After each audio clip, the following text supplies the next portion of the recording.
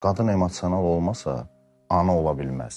Ana da olmasan, cəmiyyət yoxdur. Və bu çox ciddi bir xarakterdir, bu çox ciddi bir özəllikdir ki, Allah Teala qadını belə yaradıb. İslam qadına azadlıq verib. Bugünün müasir azad qadını ilə İslamda verilən azadlıq arasında nə kimi fərqlər var sizcə? Qadın heç azadlıq qoyulsun bir kənara, insan yerinə qoyulmuyor.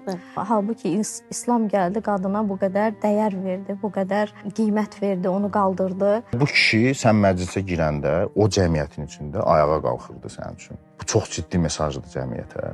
Onu reallığa çevirmək üçün həqiqətin bir təcəssümünə ehtiyac var ki, hər kəs bir real nümunə axtarışındadır və bizdə İslam da əslində belə real nümunələrlə doludur.